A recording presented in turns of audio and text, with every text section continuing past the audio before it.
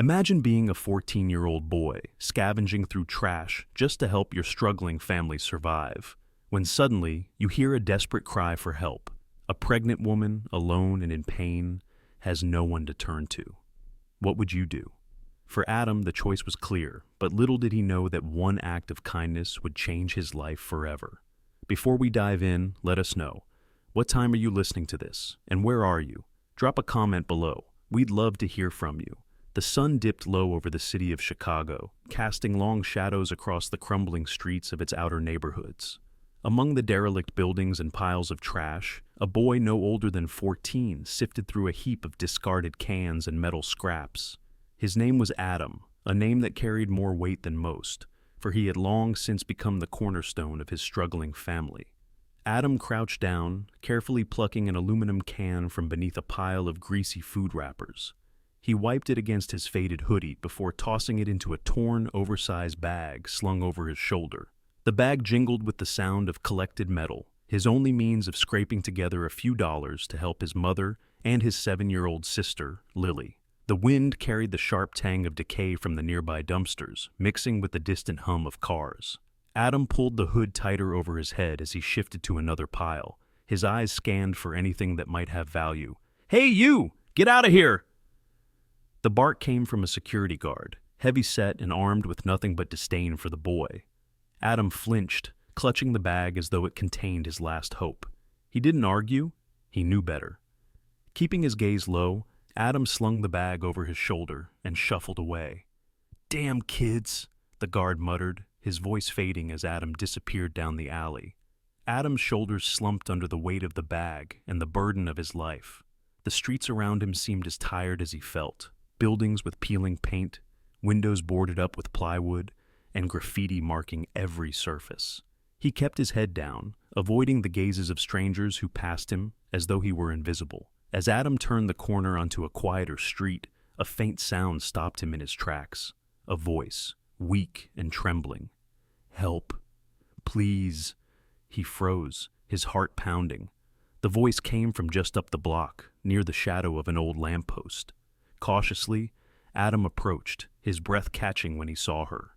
A woman, heavily pregnant and clutching her swollen belly, sat hunched on the cracked pavement, her breaths coming in short, uneven gasps. Her face was pale as moonlight, and beads of sweat trickled down her forehead despite the cool night air. Trembling, she looked up at Adam with wide, glassy eyes that shimmered with a mixture of fear and desperation. "Help. Please?" she whispered, her voice so faint it nearly dissolved into the distant hum of passing cars. She winced, her fingers digging into her sides as another wave of pain racked her body. I think, the baby's coming." Adam froze. His heart thudded in his chest as he took in the scene before him. She looked so fragile, so close to the edge, yet the enormity of her words made him want to turn and run. He wasn't ready for this. What could a boy like him do?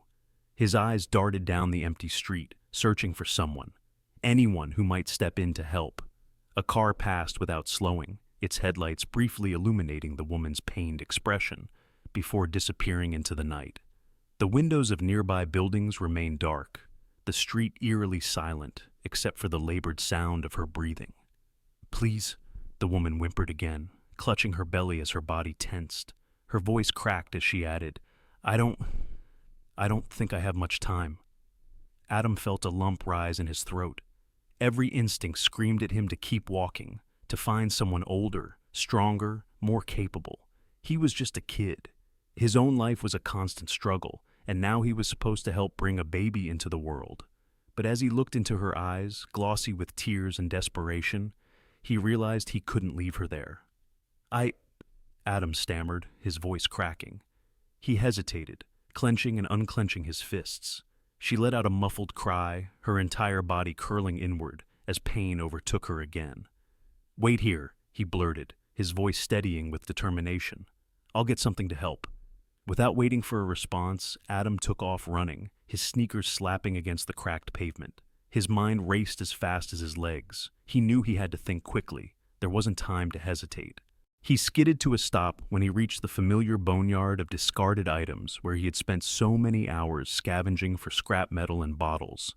His eyes darted frantically over the piles of broken furniture, rusted appliances, and heaps of refuse. Then, as if by miracle, he saw it. A battered, rusted pushcart wedged beneath a shattered cabinet. Adam dashed toward it, grabbing the cart with both hands and yanking with all his strength. It wouldn't budge. He braced one foot against the cabinet and pulled harder, his muscles straining until the cart screeched free with a metallic groan. "It'll work," he muttered to himself, his breath coming in short bursts. The cart was filthy, its wheels barely turning and its surface coated in grime, but it had wheels. That was all that mattered. Adam wiped the worst of the dirt off with his sleeve, smearing grime across the already tattered fabric of his hoodie. Then he turned and sprinted back to the woman, dragging the cart behind him, its squeaky wheels echoing in the empty street. When he reached her, she was hunched over even further, her hands gripping the pavement as another contraction overtook her. She looked up at him, her face pale and drenched in sweat. "It's not much," Adam panted, pulling the cart closer, "but I think it'll do." The woman nodded weakly, tears spilling down her cheeks. "Thank you," she whispered, her voice cracking. Adam crouched down beside her, sliding his arm under hers.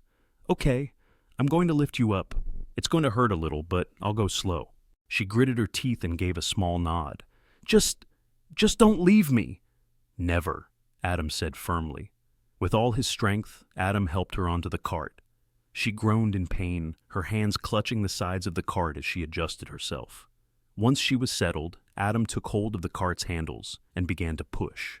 The cart rattled and bumped against the uneven pavement, its rusted wheels squealing in protest.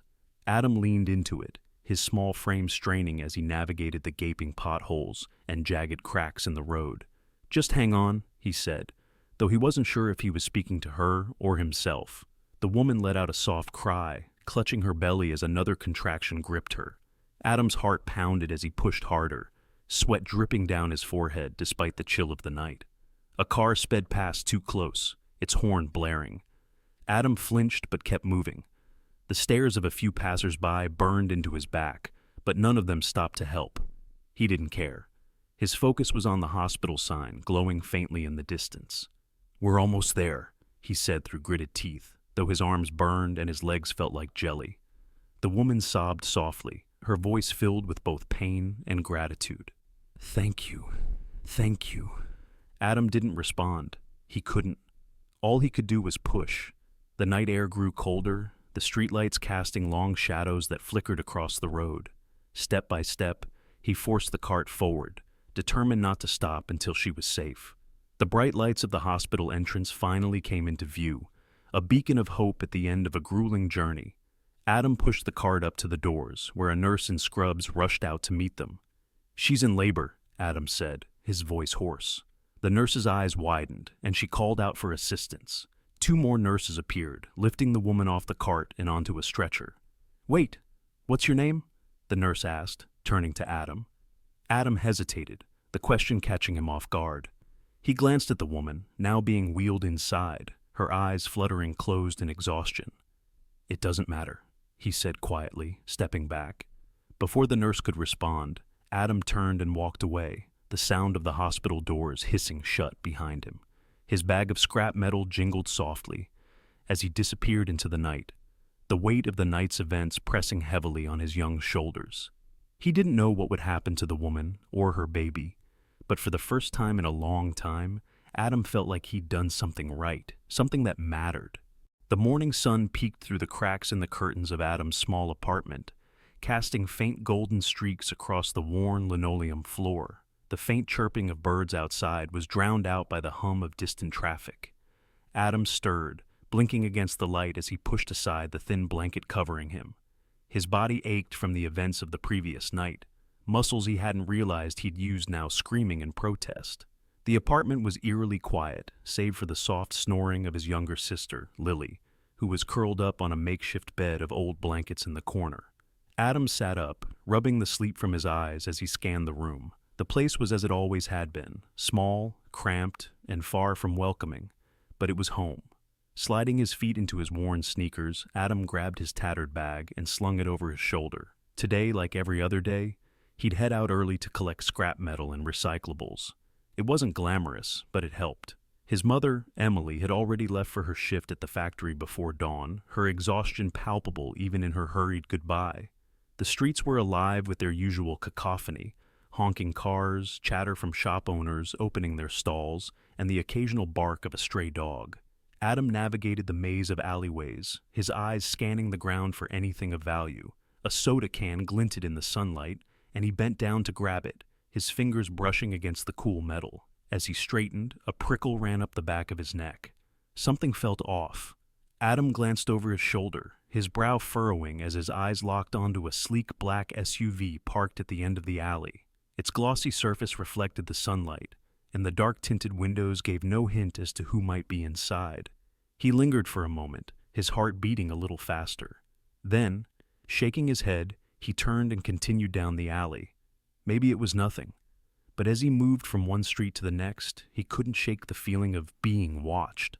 At one point, he caught sight of the SUV again, slowly cruising down the street parallel to him.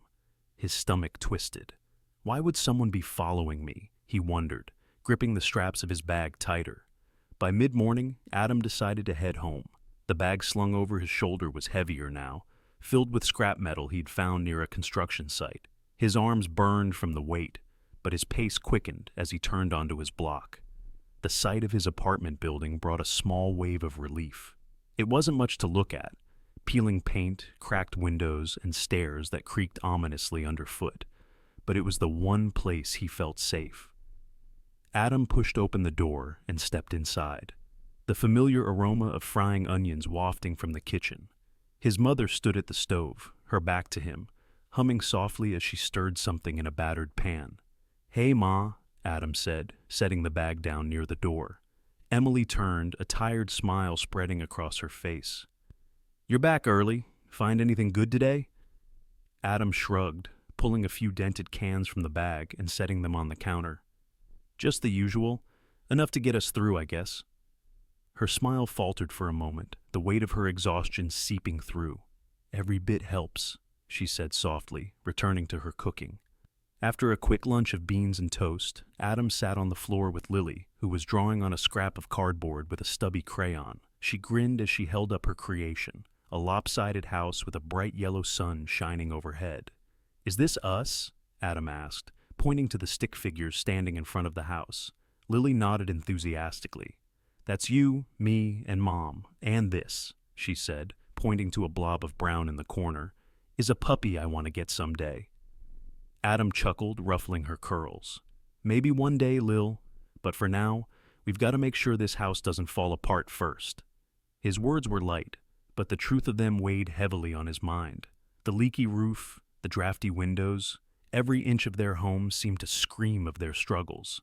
That night, as the city settled into its restless rhythm, Adam lay awake on his mattress. The apartment was quiet except for the faint drip of water from a leaky faucet. His thoughts drifted to the woman he had helped the night before. Was she okay? Had the baby arrived safely? Suddenly, a faint sound broke through the silence, the low rumble of an engine. Adam sat up, his heart pounding as he moved to the window. Peering through the cracked blinds, his breath caught. The black SUV was there, parked at the end of the alley. Its headlights were off, but the faint glow of its interior lights revealed a shadowy figure inside. Adam's pulse quickened. He ducked back behind the curtain, his mind racing. Why is it here? What do they want? The SUV didn't move, its silent presence more unsettling than any noise it could have made.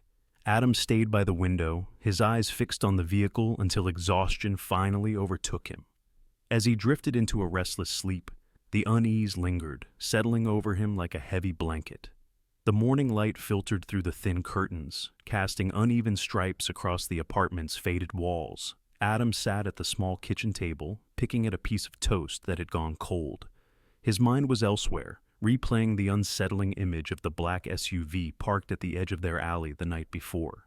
Emily bustled around the kitchen, her movements quick but tired. She glanced over at Adam, who was unusually quiet, his brow furrowed in thought. "You okay?" she asked, using the nickname she called him when she was worried. Adam looked up, startled. "Yeah, I'm just tired, I guess," he replied, though his voice lacked conviction. Emily gave him a soft smile and placed a hand on his shoulder. "You've been doing so much lately. Don't think I don't notice." Before Adam could respond, a low rumble echoed from outside. He stiffened, recognizing the unmistakable sound of the SUV's engine. Emily moved to the window, peeking through the curtain, her brow furrowed as she looked down at the sleek black vehicle idling at the curb. "Do you know who that is?" she asked, her tone cautious. Adam stood and joined her, his stomach twisting as the SUV door opened. A man stepped out, dressed in a sharp dark suit that seemed out of place in their rundown neighborhood. He was in his late 40s, with neatly combed hair streaked with gray and an air of quiet authority. "No idea," Adam murmured, though his pulse quickened. The man glanced up at the building, adjusting his tie before striding toward their door. Adam exchanged a nervous glance with his mother as a firm knock echoed through the apartment. Emily hesitated, then squared her shoulders and opened the door. "Mrs. Daniels?" the man asked politely, his voice deep but measured. Emily frowned slightly. "It's Miss Daniels. Who are you?" "My name is Daniel Harper," he said, his gaze shifting briefly to Adam. "Your son helped my wife last night. She told me everything." Emily's eyes widened, and she glanced at Adam, who stood frozen in place. "You're Sophia's husband?" Emily asked, her tone softening. Daniel nodded, his expression unreadable. "Yes. She's recovering well, thanks to your son's quick thinking. And the baby, a little girl, is healthy." Relief washed over Adam, but he remained silent, unsure of what to say. Daniel reached into his pocket and pulled out a sleek black card with gold lettering. "I wanted to personally thank you," he said, offering the card to Emily. "I also want to help. If there's anything you or your family needs, please let me know." Emily hesitated, her fingers brushing against the card but not taking it. "That's very kind of you, Mr. Harper, but we manage." Daniel's gaze softened. "I understand pride, but please consider this an act of gratitude. Your son didn't have to help my wife. Many wouldn't have, but he did. And because of him, both my wife and my daughter are safe." Adam finally found his voice. "I didn't do it for anything," he said quietly. "I just couldn't leave her there." Daniel turned to him, a faint smile tugging at his lips. "That's exactly why you deserve this." Emily bit her lip, her expression conflicted.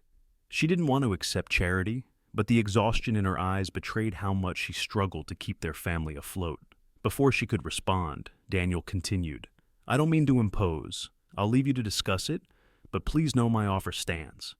He placed the card gently on the small table by the door, then nodded politely. "Thank you again, Adam. You have my deepest gratitude." With that, Daniel turned and left, the sound of his polished shoes fading down the hall. Emily closed the door and leaned against it, letting out a shaky breath. She picked up the card and stared at it, her fingers trembling slightly. "What do you think?" she asked, her voice barely above a whisper. Adam shrugged, shoving his hands into his pockets. "I don't know. Feels weird, doesn't it? Like, why us?" Emily nodded, her eyes still fixed on the card. "I don't know either, but maybe it's okay to let someone help, just this once." Adam frowned, his jaw tightening. He hated the thought of accepting something from a stranger, even if it was meant as a thank you. But then he looked at his mother, the dark circles under her eyes, the lines etched into her face from years of hard work, and felt his resolve waver. "Just think about it, Ma," he said finally. "We don't have to decide right now." Emily nodded, slipping the card into her pocket. "Yeah, we'll think about it." That evening, the familiar rhythm of their neighborhood continued, but whispers began to circulate. The sight of a wealthy man in their rundown area had not gone unnoticed. Adam overheard snatches of conversation as he passed by the corner store. "Did you see that fancy car? What's someone like that doing around here? Probably trouble. People like us don't get visits from rich folks without a price." Adam clenched his fists, trying to ignore the stares and murmurs that followed him as he walked home. He knew what they were thinking, that he and his family had done something shady, something that didn't belong in their world. When he finally returned to the apartment, he found Emily sitting at the table, staring at the card as though it held all the answers to their problems. "Ma, just promise me something," Adam said, his voice low. Emily looked up, startled. What is it? Don't let him take over, okay? If we do this, it has to be on our terms. Emily nodded slowly, her expression unreadable. I promise, baby. I'll be careful. The next morning came quietly, but the tension inside the small apartment was palpable. Emily moved through her usual routine, preparing a simple breakfast of toast and eggs, while Adam sat at the kitchen table, restless. His eyes drifted to the pocket of his mother's sweater, where Daniel Harper's sleek black card peeked out slightly. Are you really thinking about it? Adam finally asked, breaking the silence. Emily paused, her hand hovering over the frying pan. She didn't look at him as she answered. I'm not sure yet. It's a lot to think about. Adam leaned back in his chair, crossing his arms. Feels like more than just help, Ma. People like him don't just do things for free. Emily turned to face him, her tired eyes meeting his. Maybe not, but we're struggling. The roof leaks every time it rains, and I've been patching the same pair of shoes for months. What if this is a chance to make things better? Adam clenched his jaw, unsure how to respond. He wanted to believe his mother's optimism, but something about Daniel's polished demeanor and his wealth didn't sit right with him. Later that afternoon, Emily made her decision. Daniel returned, this time with a few workers in tow, men carrying toolboxes and measuring tapes. Adam stood on the porch, his hands shoved deep in his pockets, watching as they unloaded equipment. Emily greeted Daniel with a polite but hesitant smile. Mr. Harper, I've been thinking, and if the offer still stands, we'd like to accept your help. But please understand, we don't want to be a burden. We'll pay you back someday. Daniel's expression softened. Miss Daniels, this isn't about repayment. It's about doing what's right. Your son saved my family, and now I want to help yours. Let me take care of this. The workers wasted no time getting started. They assessed the sagging roof, the broken windows, and the crumbling porch steps. Adam stayed out of their way, his unease growing with every hammer stroke and saw blade. By the third day, the house was a construction zone. The once quiet neighborhood buzzed with the sound of drills and hammers, and it wasn't long before the neighbors began to take notice. Adam overheard their whispers as he passed the corner store. Did you see all those trucks? What's going on at the Daniels place? I heard some rich guy is paying for it. Makes you wonder what they've done to get that kind of attention. Adam kept his head down, his fists clenched. He could feel their judgment like a weight pressing on his shoulders. The worst of it came from Mr. Jefferson, the gruff owner of the corner store who seemed to have an opinion on everything. Hey, kid, Jefferson called as Adam walked by. Adam stopped, reluctantly turning toward the man. What's all this about? Fancy cars, construction crews, you bringing trouble around here? Adam's face burned.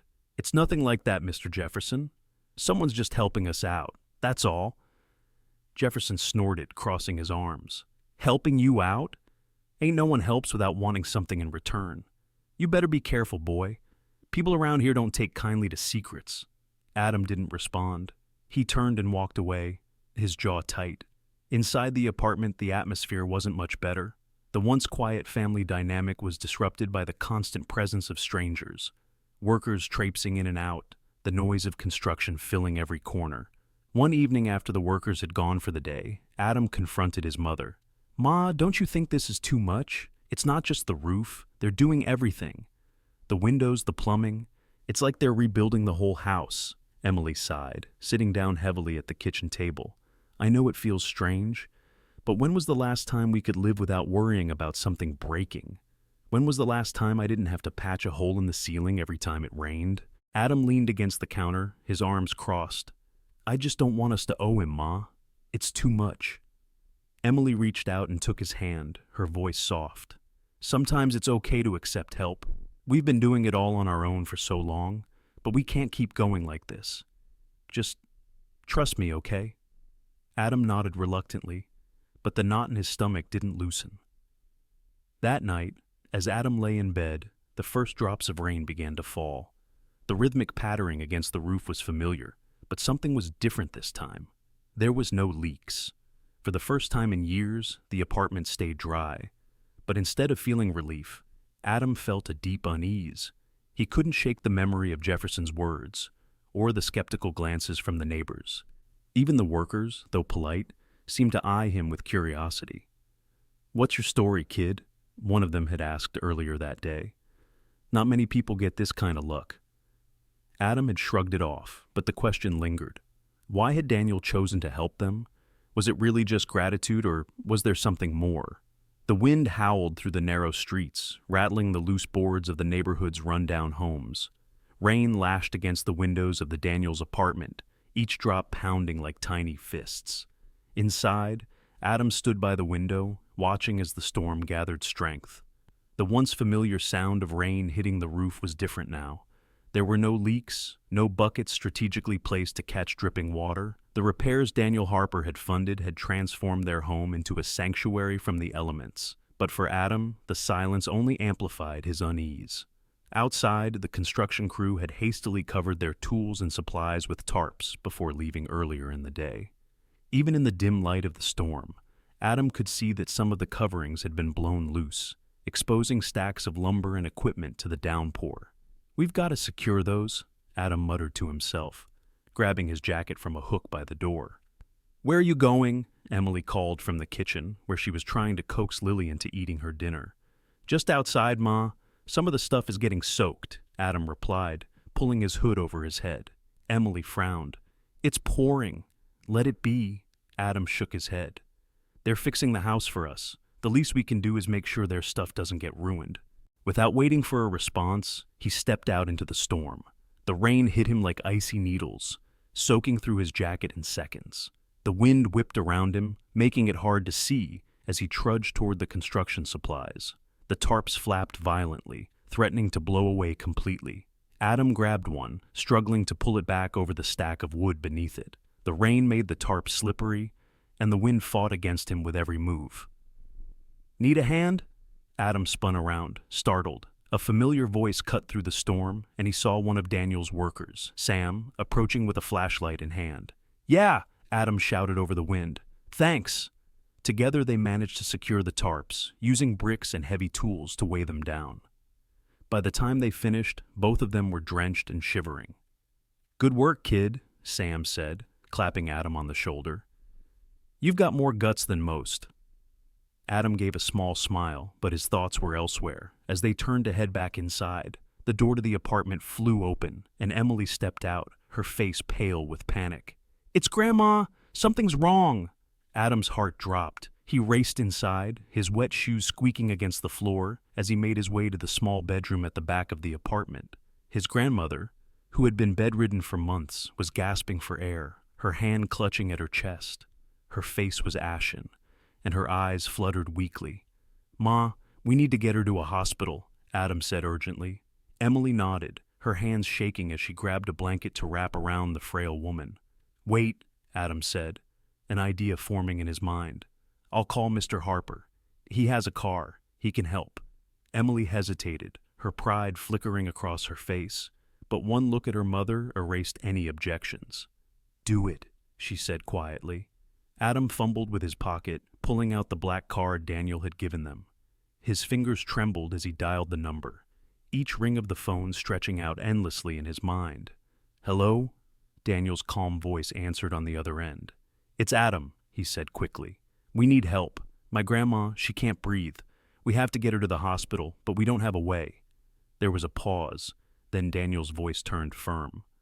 "I'll be there in 5 minutes. Stay with her." True to his word, the black SUV pulled up outside moments later, its headlights piercing through the rain. Daniel stepped out, his suit jacket replaced with a raincoat, and helped Adam and Emily carry the frail woman to the car. "Hold on," Daniel said as they sped through the flooded streets. The drive was tense, the only sounds the wipers struggling against the downpour and the labored breathing of Adam's grandmother. Adam sat in the back, holding her hand tightly, whispering, "We're almost there, Grandma. Just hold on." As they pulled into the hospital's emergency entrance, Daniel glanced at Adam through the rearview mirror. "You remind me of someone?" he said quietly. Adam looked up, his brows furrowed. "What do you mean?" Daniel hesitated, then spoke as he parked the car. "When I was your age, I grew up in a neighborhood not so different from this one. My father worked 3 jobs, and my mother was sick for most of my childhood. I know what it's like to feel like the weight of the world is on your shoulders." Adam blinked, surprised. He hadn't expected such a personal revelation from someone who seemed to have it all together. "That's why I wanted to help," Daniel continued, "because someone once helped me when I needed it most, and now I can give that back." Adam nodded slowly, his perspective shifting slightly. For the first time, he saw Daniel not as a wealthy stranger, but as someone who had once stood where he was now. Back at the apartment, Adam sat by the window, watching the storm begin to subside. His grandmother was stable, the doctors had said, but she would need ongoing care. Emily approached him, a steaming cup of tea in her hands. She placed it on the windowsill beside him and sat down. "Thank you, my son," she said softly, "for calling Mr. Harper. For everything." Adam didn't reply immediately. He stared out at the rain-slick streets, his thoughts a jumble. "Do you think we're doing the right thing, Ma? Letting him help?" Emily placed a hand on his shoulder. "Sometimes, accepting help isn't a sign of weakness. It's about giving yourself a chance to move forward." Adam nodded slowly, her words settling over him like the first rays of sunlight after a storm. The morning sun filtered through the freshly patched windows of the Daniels' apartment, casting a soft glow over the small kitchen. The storm had passed, leaving the world outside washed clean, but the air inside still carried the weight of the previous night's events. Adam sat at the table, staring into a bowl of cereal he had barely touched. His hands rested on the edge of the table, his fingers drumming absently as his thoughts churned. Across from him, Emily sipped her coffee in silence, her eyes flickering between her son and the front door, as though expecting another knock. "Grandma's stable," Emily said softly, breaking the silence. "The doctor said she'll need more care, but she's going to be okay for now." Adam nodded, relief mingling with the lingering unease in his chest. He should have felt better, grateful even, but instead, he felt a strange emptiness. Emily continued, her voice hesitant. "I know last night was hard, but Mr. Harper—" Adam cut her off, his voice sharper than he intended. "I know, Ma, he helped, and I'm grateful. But that doesn't mean I have to trust him completely." Emily sighed, setting her coffee down. "Trust doesn't come easy, I know. But sometimes we have to take a chance, especially when someone is trying to do right by us." Adam didn't respond. He knew she was right in some ways, but his gut told him there was more to Daniel Harper's generosity than met the eye. That afternoon, Daniel arrived unannounced. His black SUV, now a familiar sight, pulled up outside the apartment, drawing a few curious glances from the neighbors. Adam stood by the window, watching as Daniel stepped out and adjusted his suit. "He's here again," Adam muttered, glancing at Emily. She gave him a look, one that silently reminded him to be respectful, and moved to open the door. "Mr. Harper," Emily greeted him, her tone warm but cautious. "We weren't expecting you today." Daniel smiled, though his expression was tinged with seriousness. "I know. I just wanted to check in after last night. How's your mother?"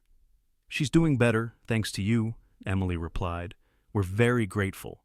Daniel nodded, his gaze shifting to Adam, who stood silently near the kitchen. "And you, Adam? How are you holding up?" Adam shrugged, his voice curt. "I'm fine." Daniel didn't press further. Instead, he reached into his pocket and pulled out a folded piece of paper, setting it gently on the table. "What's this?" Emily asked, her brow furrowing. "It's a scholarship application," Daniel explained. "I've been thinking about Adam's future. He's smart, resourceful, and has a good heart, traits that don't go unnoticed. I know things are hard right now, but this could be an opportunity for him to get ahead." Adam stiffened. The gesture, while seemingly kind, felt like a double-edged sword. "I appreciate the thought, Mr. Harper," Emily said carefully, glancing at Adam, "but we don't want to take on more than we can handle." "This isn't about taking on more," Daniel countered, his tone calm but firm. "It's about setting Adam up for success. He doesn't have to decide right away, but I think he should consider it, and I'll be here to help every step of the way." Adam finally spoke, his voice steady but tinged with frustration. "Why are you doing all this? The house, the hospital, now this? What do you get out of it?" Daniel met Adam's gaze, unflinching. "I get the satisfaction of helping someone who reminds me of myself. I know it's hard to believe, but not everyone wants something in return. Sometimes the best way to honor the help I once received is to pass it on." The words hung in the air, their weight settling over the room. Adam wanted to argue, to push back, but something in Daniel's tone, earnest, almost vulnerable, made him hesitate. Later that evening, after Daniel had left, Emily sat with Adam in the living room. The folded application lay on the coffee table between them, untouched. "What do you think, Ma?" Adam asked finally, his voice quiet. Emily sighed, leaning back against the worn cushions of the couch. "I think it's scary to trust someone, especially when you've spent your whole life doing everything on your own. But I also think we can't let fear hold us back." Adam frowned, his hands clasped tightly in his lap. What if it's a trap? What if we end up owing him more than we can give?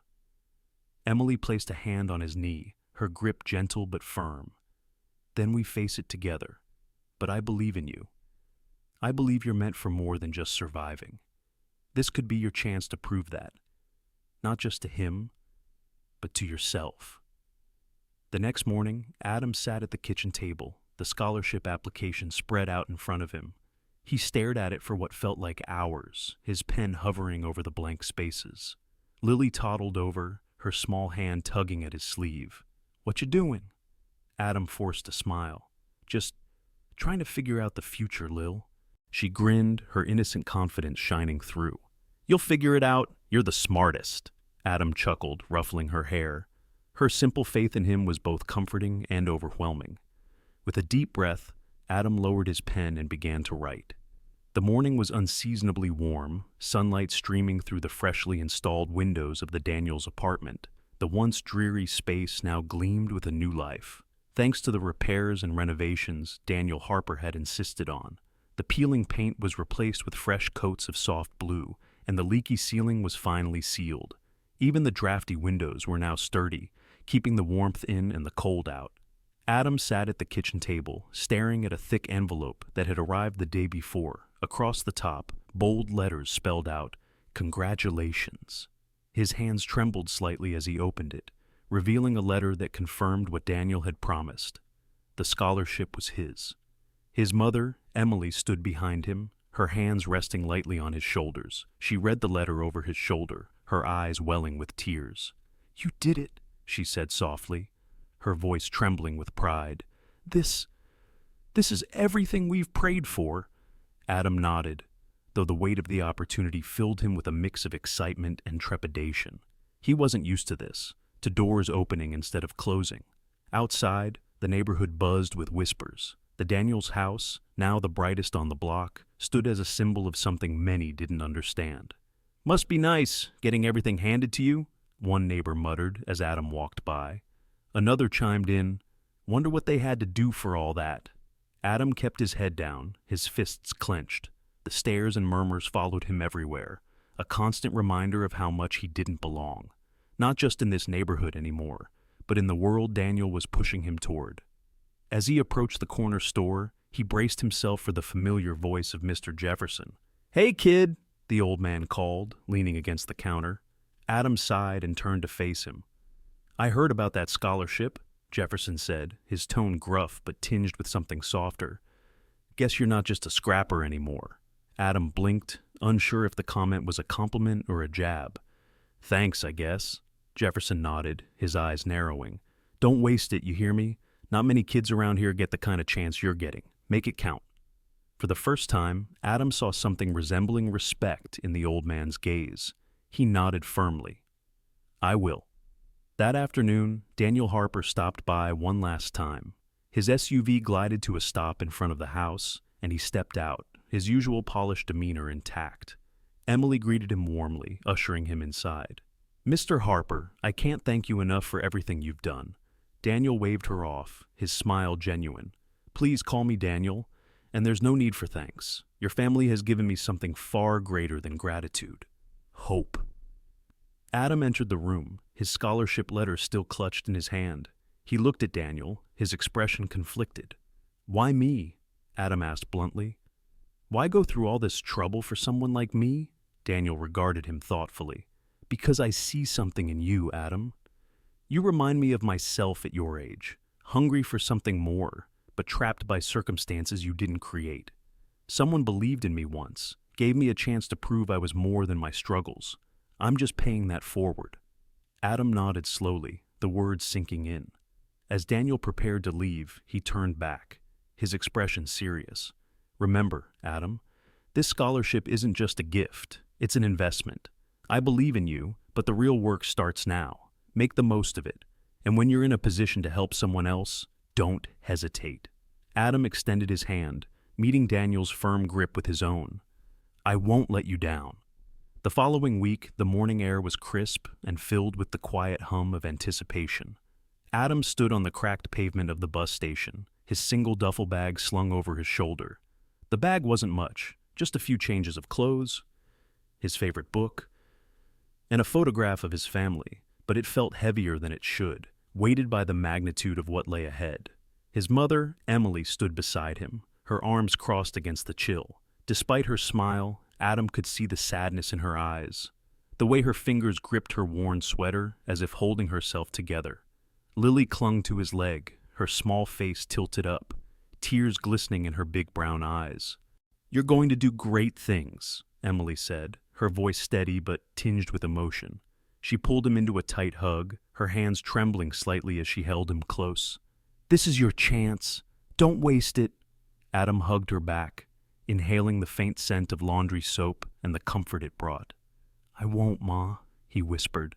When they pulled apart, Lily took her turn, throwing her arms around Adam's waist. "Don't forget about me, okay?" she said, her voice trembling with unshed tears. Adam crouched down to her level, ruffling her dark curls. "Never, Lil," he said, his smile soft but confident. "And when I come back, I'll bring you something awesome, I promise." Her lips quivered, but she nodded, her small hands gripping his arm as if trying to anchor him there a little longer. The low rumble of the bus pulling into the station broke the moment. Adam's chest tightened as the large vehicle came to a stop, the driver stepping out to open the door. He looked back at his family one last time. "You've got this," Emily said, her voice strong now, though tears glistened in her eyes. Adam nodded, hefting his bag onto his shoulder. "Take care of Ma, Lil, and keep being amazing, okay?" Lily sniffled and gave him a brave little salute, making Adam laugh despite the ache in his heart.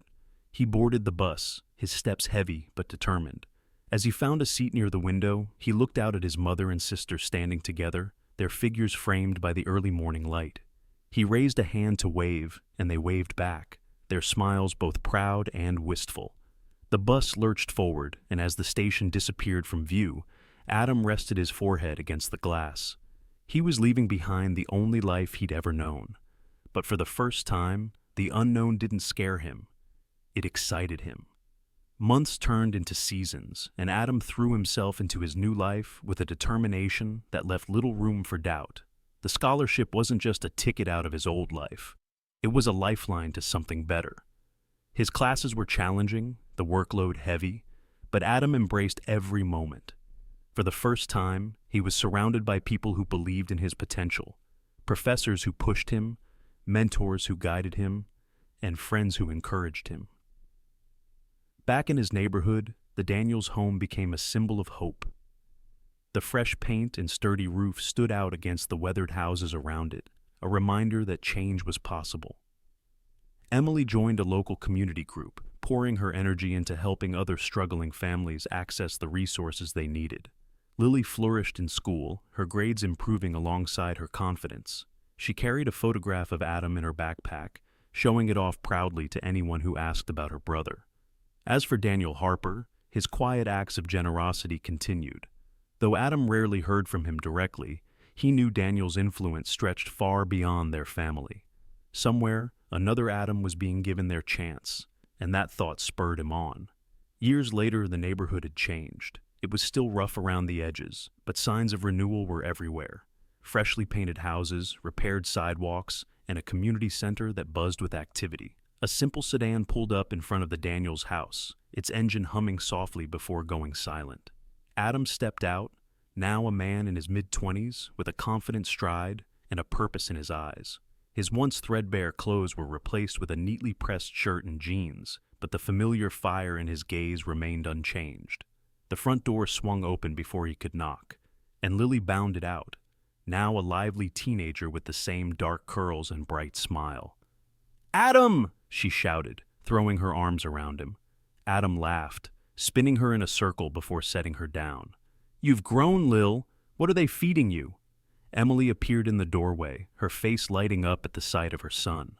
She pulled him into a hug, her arms as strong and comforting as he remembered. Inside, the house felt warm and alive.